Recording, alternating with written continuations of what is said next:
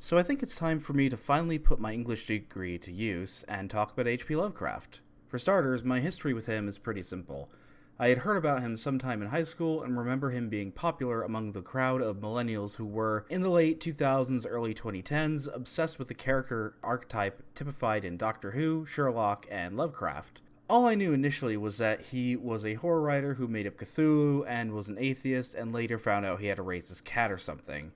A decade later, as I'm finally getting around to and thoroughly enjoying his work, and the millennials who once idolized him have completely cast him down. Originally, people wanted to be Lovecraft. He was appealing as the young atheist writer who was depicting the true horrors of the world and was standing against the stuffy traditions of his Victorian upbringing, and to them he must have seemed like the perfect hero, wearing the trappings of the Victorian Edwardian age, but thoroughly modernist in his outlook. And then came the Great Awakening, the puritanical tide that has washed over culture and turned many apparent atheists into devout religious followers. And Lovecraft would turn from an idol to be emulated to a pagan idol to be smashed. After all, there was that dirty secret about Lovecraft's political and racial views that his millennial fans at first tried to put into the back of their minds, but as they became more and more fervent believers in progressivism, the contradictions in their love of Lovecraft became more and more hard to reconcile until finally he had to be cast down, and now it's physically impossible for anyone to speak about Lovecraft without having to reference the fact that he was a racist, almost as a way to ward off all the bad omens that come from talking positively about somebody who wasn't a progressive. However, his former fans may have had to reject Lovecraft, they still can't fully reject the influence of his work. And like what progressives do with everything they can't outright destroy, they corrupt and distort, twisting Lovecraft into something soulless, corporate, and unrecognizable. See the example of Lovecraft Country, wherein the unfathomable cosmic horror from beyond is the mere existence of white people.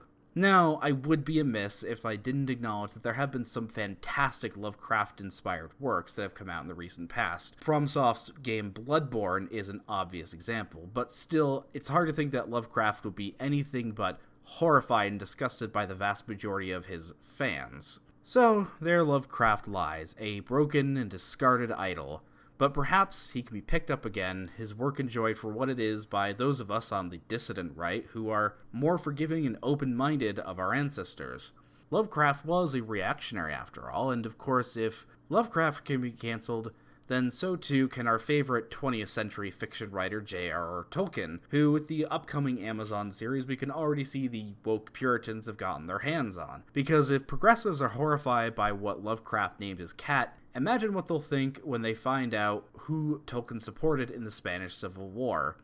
And I'll get to the similarities between the two shortly, but I'd like to introduce briefly the idea of cosmic horror and how it fits into how we can view the influences of Lovecraft.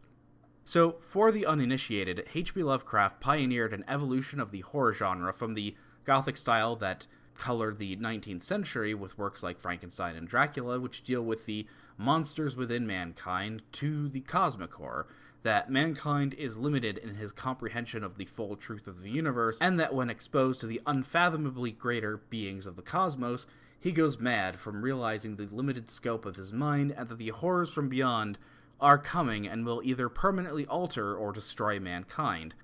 Cthulhu, Lovecraft's most famous creation, is not scary just because he's a gigantic tentacle monster, but because he's merely a priest for the gods even greater than he is. And writing in the 20th century, particularly after the First World War, and even more so after the Second World War when Lovecraft's works were rediscovered and he became popularized, because the warnings of the Gothic writers seem to have fallen on deaf ears. Mary Shelley may have warned us about not tampering with the sciences for fear of the monsters we could create, but the World War showed us that the monsters men were capable of becoming and creating were infinitely more terrifying than any Victorian could have imagined.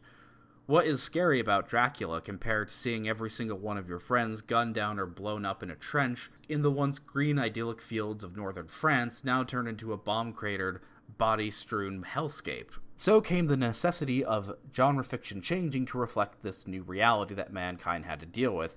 and both Lovecraft and Tolkien were acutely aware of this, and in a way may have been kindred spirits, even if their outlooks ultimately were quite different. For both writers who grew up in roughly the same time period, they were aware that something had drastically changed about the world after the Great War. That, in a sense, the world had lost its innocence and an unstoppable shift was happening both in the real world and in their fictional worlds.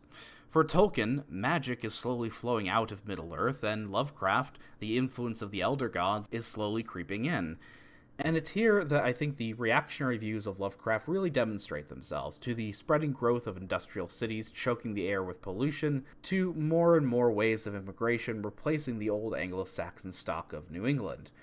I think it's actually less interesting to hear about, though, what Lovecraft was opposed to than to what he genuinely loved. For while he was an introverted atheist, his affection for his homeland of New England was unmistakable. And I don't think there's a better example of this than this passage from the Dream Quest of Unknown Kadath, which I think is fitting since, for Lovecraft, dreams were the weapon he gave to humanity as a way to stand against the Elder Gods, because whilst we are powerless against them in the waking world, in the world of dreams, wherein the rules of reality are far more malleable, we can stand on more equal footing. For the context here, Lovecraft is writing about the character of old King Cernunnos, who in the waking world is a dead old alcoholic, but in his dream world was able to create for himself an idyllic paradise.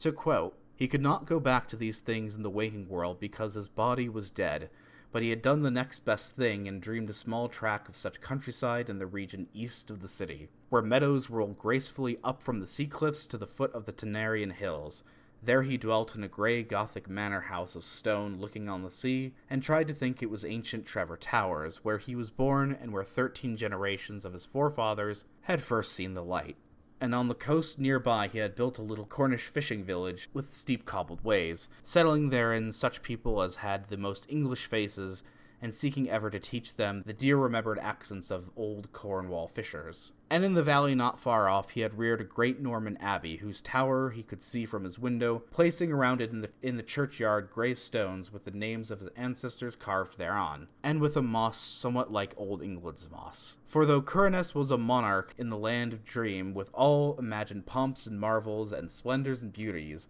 ecstasies and delights, novelties and excitements at his command, he would gladly have resigned forever the whole part of his power and luxury and freedom for one blessed day as a simple boy in that pure and quiet England, that ancient and beloved England which had molded his being and of which he must always immutably be a part."